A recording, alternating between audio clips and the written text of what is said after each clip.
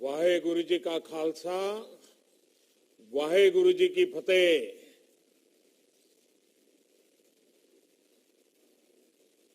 गुरु पर्व के इस पावन कार्यक्रम में हमारे साथ जुड़ रहे गुजरात के मुख्यमंत्री श्री भूपेंद्र भाई पटेल, गुजरात विधानसभा की स्पीकर बहन नीमा आचार्य जी, राष्ट्रीय अल्पसंख्यक आयोग के अध्यक्ष श्रीमान इकबाल सिंह जी, संसद के मेरे साथी विनोद भाई चावड़ा, लखपत गुरुद्वारा प्रबंधक समिति के प्रेसिडेंट राजू भाई, जगतार सिंह गिल जी, वहां उपस्थित अन्य सभी महानुभाव, सभी जनप्रतिनिधिगण और सभी श्रद्धालु साथियों, आप सभी को गुरु पुरब की हार्दिक शुभकामनाएं।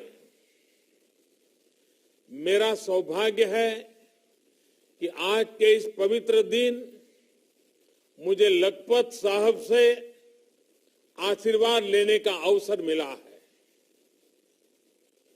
मैं इस कृपा के लिए गुरु नानक देव जी और सभी गुरुओं के चरणों में नमन करता हूं। साथियों, गुरुद्वारा लखपत साहिब समय की हर गति का साक्षी रहा है। आज जब मैं इस पवित्र स्थान से जुड़ रहा हूं तो मुझे याद आ रहा है कि अतीत में लखपत साहब ने कैसे कैसे झंझावातों को देखा है। एक समय ये स्थान दूसरे देशों में जाने के लिए, व्यापार के लिए एक प्रमुख केंद्र होता था। इसीलिए तो गुरु नानक देव जी के पग यहां पड़े थे। चौथी उदासी के दौरान गुरु नानक देव जी कुछ दिन के लिए यहां रहे थे, लेकिन समय के साथ ये शहर वीरान हो गया। समंदर भी इसे छोड़कर दूर चला गया। सिंध दरिया ने भी अपना मुख मोड़ लिया। 1998 के तूफान से, समुद्री तूफान से इस जगह को, गुरुद्वारा लखपत साहब को काफी नुकसान हुआ और 2001 के भूकंप को कौन भूल सकता है। उसने गुरुद्वारा साहब की 200 साल पुरानी इमारत को बड़ी क्षति पहुंचाई थी, लेकिन फिर भी आज हमारा गुरुद्वारा लखपत साहिब वैसे ही गौरव के साथ खड़ा है। मेरी तो बहुत अनमोल यादें इस गुरुद्वारे के साथ जुड़ी है। 2001 के भूकंप के बाद मुझे गुरु कृपा से इस पवित्र स्थान की सेवा करने का सौभाग्य मिला था। मुझे याद है तब देश के अलग अलग हिस्सों से आए शिल्पियों ने, कारीगरों ने इस स्थान के मौलिक गौरव को संरक्षित किया। प्राचीन लेखन शैली से यहां की दीवारों पर गुरुवाणी अंकित की गई।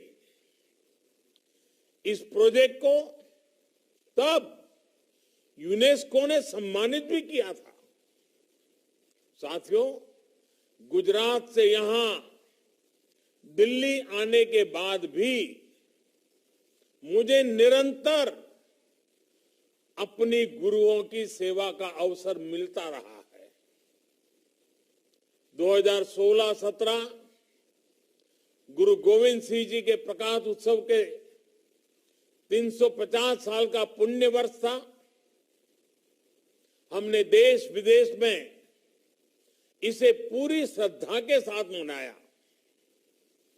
2019 में गुरु नानक देव जी के प्रकाश पर्व के 550 वर्ष पूरे होने पर भारत सरकार पूरे उत्साह से इसके आयोजन में जुटी।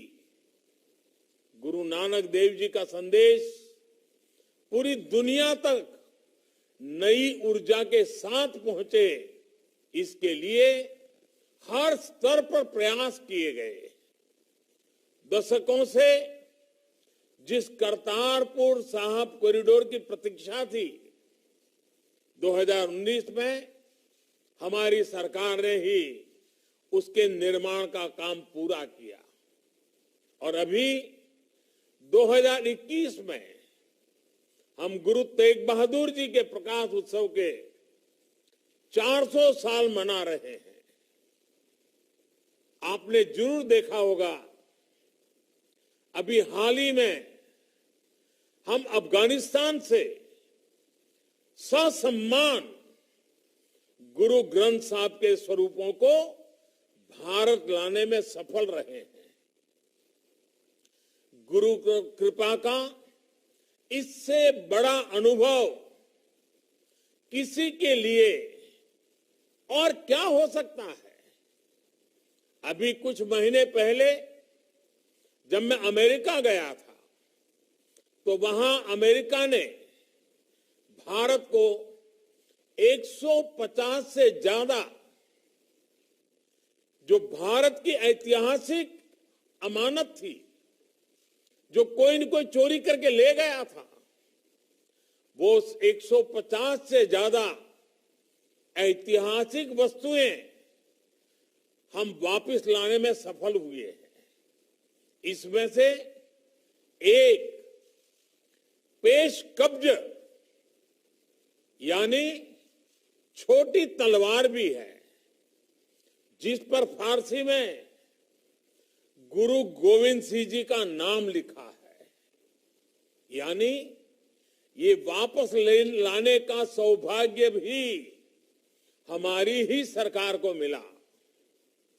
मुझे याद है कि जामनगर में 2 साल पहले जो 700 बेड का आधुनिक अस्पताल बनाया गया है, वो भी गुरु गोविंद सिंह जी के नाम पर है। और अभी हमारे मुख्यमंत्री भूपेंद्र भाई इसका विस्तार से वर्णन भी कर रहे थे। वैसे ये गुजरात के लिए हमेशा गौरव की बात रहा है कि खालसा पंथ की स्थापना में अहम भूमिका निभाने वाले पंज प्यारों में चौथे गुरसिख भाई मोकम सिंह जी गुजरात के ही थे। देवभूमि द्वारका में उनकी स्मृति में गुरुद्वारा बेट द्वारका भाई मोहकम सिंह का निर्माण हुआ है। मुझे बताया गया है कि गुजरात सरकार ने लखपत साहिब गुरुद्वारा और गुरुद्वारा बेट द्वारका के विकास कार्यों में बढ़ोतरी में भी पूरा सहयोग कर रही है, आर्थिक सहयोग भी कर रही है। साथियों, गुरु नानक देव जी ने अपने संवादों में कहा है, गुरु प्रसादी तनु हरि लाभ है, मिटे अज्ञान होई उजियारा। अर्थात गुरु के प्रसाद से ही हरि लाभ होता है, यानी ईश्वर की प्राप्ति होती है और अहम का नाश होकर प्रकाश फैलता है। हमारे सिख गुरुओं ने भारतीय समाज को हमेशा इसी प्रकाश से भरने का काम किया है। आप कल्पना करिए, जब हमारे देश में गुरु नानक देव जी ने अवतार लिया था, तमाम विडंबनाओं और रूढ़ियों में जूझते समाज की उस समय स्थिति क्या थी? बाहरी हमले और अत्याचार उस समय भारत का मनोबल तोड़ रहे थे। जो भारत विश्व का भौतिक और आध्यात्मिक मार्गदर्शन करता था, वो स्वयं संकट में था। जब हम इन परिस्थितियों को देखते हैं तो हम सोचते हैं कि उस कालखंड में अगर गुरु नानक देव जी ने अपना प्रकाश न फैलाया होता तो क्या होता? गुरु नानक देव जी और उनके बाद हमारे अलग अलग गुरुओं ने भारत की चेतना को तो प्रज्वलित रखा ही, भारत को भी सुरक्षित रखने का मार्ग बनाया। आप देखिए, जब देश जात पात और मत मतांतर के नाम पर कमजोर पड़ रहा था, तब गुरु नानक देव जी ने कहा था, जानहू ज्योति न पूछू जाति, आगे जात न है। अर्थात सभी में भगवान के प्रकाश को देखें, उसे पहचाने, किसी की जाति न पूछिए, क्योंकि जाति से किसी की पहचान नहीं होती। न जीवन के बाद की यात्रा में किसी की कोई जाति होती है। इसी तरह गुरु अर्जन देव जी ने पूरे देश के संतों के सद्विचारों को पिरोया और पूरे देश को भी एकता के सूत्र में जोड़ दिया। गुरु हरकिशन जी ने आस्था को भारत की पहचान के साथ जोड़ा। दिल्ली के गुरुद्वारा बंगला साहब में उन्होंने दुखी लोगों का रोग निवारण कर मानवता का जो रास्ता दिखाया था, वो आज भी हर सिख और हर भारत के वासी के लिए प्रेरणा है। कोरोना के कठिन समय में हमारे गुरुद्वारों ने जिस तरह सेवा की जिम्मेदारी उठाई, वो गुरु साहब की कृपा और उनके आदर्शों का ही प्रतीक है। यानी एक तरह से हर गुरु ने अपने अपने समय में देश को जैसी जरूरत थी वैसा नेतृत्व दिया, हमारी पीढ़ियों का पथ प्रदर्शन किया। साथियों, हमारे गुरुओं का योगदान केवल समाज और आध्यात्म तक ही सीमित नहीं है, बल्कि हमारा राष्ट्र का चिंतन, राष्ट्र की आस्था और अखंडता अगर आज सुरक्षित है तो उसके मूल में भी सिख गुरुओं की महान तपस्या है।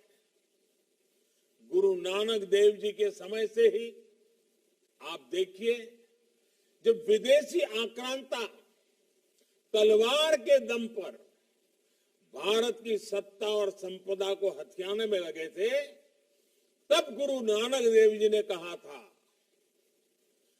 पाप की जंज लई काबुल हो धाया, जोरी मंगे दानुवे लालो।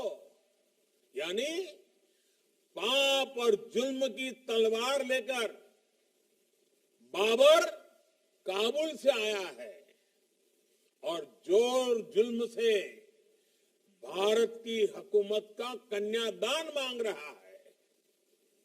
ये गुरु नानक देव जी की स्पष्टता थी, ये गुरु नानक देव जी की दृष्टि थी। उन्होंने ये भी कहा था, खुरासान खसमाना कि हिंदुस्तान डराया, यानी खुरासान पर कब्जा करने के बाद बाबर हिंदुस्तान को डरा रहा है। इसी में आगे वो ये भी बोले, ऐती मार पई कर लाने तय की दर्दू न आया। अर्थात उस समय इतना अत्याचार हो रहा था, लोगों में चीख पुकार मची थी, इसलिए गुरु नानक देव जी के बाद आए हमारे सुख गुरुओं ने देश और धर्म के लिए प्राणों की बाजी लगाने में भी संकोच नहीं किया। इस समय देश गुरु तेग बहादुर जी का 400वां प्रकाश उत्सव मना रहा है। उनका पूरा जीवन ही राष्ट्र प्रथम के संकल्प का उदाहरण है। जिस तरह गुरु तेग बहादुर जी मानवता के प्रति अपने विचारों के लिए सदैव अडिग रहे, वो हमें भारत की आत्मा के दर्शन कराता है। जिस तरह देश ने उन्हें हिंद की चादर की पदवी दी, वो हमें सिख परंपरा के प्रति हर एक भारतवासी के जुड़ाव को दिखाता है। औरंगजेब के खिलाफ गुरु तेग बहादुर का पराक्रम और उनका बलिदान हमें सिखाता है कि आतंक और मजहबी कट्टरता से देश कैसे लड़ता है। इसी तरह दसम गुरु गुरु गोविंद सिंह साहब, उनका जीवन भी पग पग पर तप पर बलिदान का एक जीता जागता उदाहरण है। राष्ट्र के लिए, राष्ट्र के मूल विचारों के लिए दसम गुरु ने अपना सर्वस्व न्योछावर कर दिया। उनके दो साहिबजादों जोरावर सिंह और फतेह सिंह को आतताइयों ने दीवार में जिंदा चुनवा दिया, लेकिन गुरु गोविंद सिंह जी ने देश की आन बान और शान को झुकने नहीं दिया। चारों साहिबजादों के बलिदान की याद में हम आज भी शहीदी सप्ताह मनाते हैं और वो इस समय चल भी रहा है। साथियों, दसम गुरु के बाद भी त्याग और बलिदान का ये सिलसिला रुका नहीं। वीर बाबा बंदा सिंह बहादुर ने अपने समय की सबसे शक्तिशाली हुकूमत की जड़ें हिला दी थी। सिख मिसलों ने नादिर शाह और अहमद शाह अब्दाली के आक्रमण को रोकने के लिए हजारों की संख्या में बलिदान दिया। महाराजा रणजीत सिंह ने पंजाब से बनारस तक जिस तरह देश के सामर्थ्य और विरासत को जीवित किया, वो भी इतिहास के पन्नों में दर्ज है। अंग्रेजों के शासन में भी हमारे सिख भाइयों बहनों ने जिस वीरता के साथ देश की आजादी के लिए संघर्ष किया, हमारे आजादी का संग्राम, जलियांवाला बाग की वो धरती आज भी उन बलिदानों की साक्षी है। ये ऐसी परंपरा है जिसमें सदियों पहले हमारे गुरुओं ने प्राण फूके थे और वो आज भी उतनी ही जागृत है, उतनी ही चेतन है। साथियों, ये समय आजादी के अमृत महोत्सव का है। आज जब देश अपने स्वाधीनता संग्राम से, अपने अतीत से प्रेरणा ले रहा है, तो हमारे गुरुओं के आदर्श हमारे लिए और भी महत्वपूर्ण हो जाते हैं। आज देश जो प्रयास कर रहा है, जो संकल्प ले रहा है, उन सब में वही सपने हैं जो सदियों से देश पूरे होते देखना चाह रहा है। जिस तरह गुरु नानक देव जी ने मानव जात का पाठ हमें सिखाया था, उसी पर चलते हुए आज देश सबका साथ, सबका विकास और सबका विश्वास के मंत्र पर आगे बढ़ रहा है। इस मंत्र के साथ आज देश सबका प्रयास को अपनी ताकत बना रहा है। कश्मीर से कन्याकुमारी तक, कच्छ से कोहिमा तक पूरा देश एक साथ सपने देख रहा है, एक साथ उनकी सिद्धि के लिए प्रयास कर रहा है। आज देश का मंत्र है एक भारत श्रेष्ठ भारत। आज देश का लक्ष्य है एक नए समर्थ भारत का पुनरोदय। आज देश की नीति है हर गरीब की सेवा, हर वंचित को प्राथमिकता। आप देखिए, कोरोना का इतना मुश्किल समय आया, लेकिन देश ने प्रयास किया कि कोई गरीब भूखे पेट नहीं सोए। आज देश ने हर प्रयास का, हर योजना का लाभ देश के हर हिस्से को समान रूप से मिल रहा है। इन प्रयासों की सिद्धि समृद्ध भारत को मजबूत, गुरु नानक देव जी की शिक्षाओं को चरितार्थ करेगी। इसलिए सभी का दायित्व है कि ऐसे महत्वपूर्ण समय में कोई हमारे सपनों पर, देश की एकजुटता पर आंच न ला सके। हमारे गुरु जिन सपनों के लिए जिए, जिन सपनों के लिए उन्होंने अपना जीवन खपा दिया, उनकी पूर्ति के लिए हम सभी एकजुट होकर के चले। हमारे बीच एकजुटता बहुत अनिवार्य है। हमारे गुरु जिन खतरों से देश को आगाह करते थे, वो आज भी वैसे ही हैं। इसलिए हमें सतर्क भी रहना है और देश की सुरक्षा भी करनी है। मुझे पूरा भरोसा है गुरु नानक देव जी के आशीर्वाद से हम अपने इन संकल्पों को जरूर पूरा करेंगे और देश एक नई ऊंचाई तक पहुंचेगा। आखिरी में मैं लखपत साहब के दर्शन करने आए श्रद्धालुओं से एक आग्रह भी करना चाहता हूं। इस समय कच्छ में रण उत्सव चल रहा है।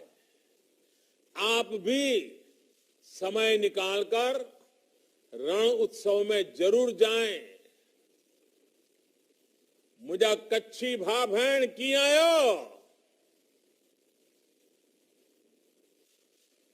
हेवर तसी कच्छुए दिल्ली पंजाब जेड़ो पौंदो हुदो ना, खासो खासो सी मैं आंजो अने आजे कुटुंब जो ख्याल रखजा भले। पण कच्छ आणि कच्छी माडू मुझे धली में वसेता तड़े आव केड़ा पण वहां जेड़ा पण बेना कच्छू के जात करे वगर रही न तो सगाजे पणी न आजो पुणे में आए। खासो खासो जड़े पण आऊं कच्छ में अची दोज आ मणि के मेल दोज आ मेड़ी का मुंजा जेजा जेजा राम राम ध्यान राखी जा। साथियों, रण उत्सव के दौरान पिछले 1-1.5 महीने में 1 लाख से ज्यादा टूरिस्ट कच्छ के मनोरम दृश्यों, खुले आकाश का आनंद लेने वहां आ चुके हैं। जब इच्छा शक्ति हो, लोगों के प्रयास हो, तो कैसे धरती का कायाकल्प हो सकता है, ये मेरे कच्छ के परिश्रमी लोगों ने करके दिखाया है। एक समय था जब कच्छ के लोग रोजी रोटी के लिए दुनिया भर में जाया करते थे। आज दुनिया भर से लोग कच्छ की तरफ आकर्षित हो रहे हैं। अभी पिछले दिनों धौलावीरा को यूनेस्को ने वर्ल्ड हेरिटेज साइट घोषित किया है। इस वजह से वहां टूरिज्म को और बढ़ावा मिलेगा। गुजरात सरकार ने अब वहां एक भव्य टेंट सिटी का भी निर्माण कर दिया है। इससे पर्यटकों की सहूलियत और बढ़ेगी। अब धोरडो से सीधा रण के बीच में धौलावीरा जाने के लिए नई सड़क का निर्माण भी तेज गति से चल रहा है। आने वाले समय में भूज और पश्चिम कच्छ से खडीर और धौलावीरा विस्तार में आने जाने के लिए बहुत आसानी होगी। इसका लाभ कच्छ के लोगों को होगा, उद्यमियों को होगा, पर्यटकों को होगा। खावड़ा में रिन्यूएबल एनर्जी पार्क का निर्माण भी तेजी से जारी है। पहले पश्चिम कच्छ और भूज से धौलावीरा जाने के लिए बचाव रापर होकर जाना पड़ता था।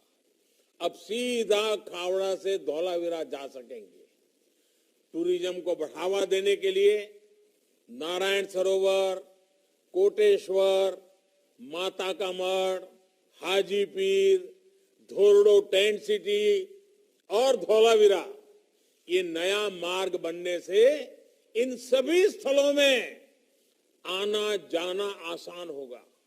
साथियों, आज हम सभी के श्रद्धेय अटल जी की जन्म जयंती भी है। अटल जी का कच्छ से विशेष स्नेह रहा था।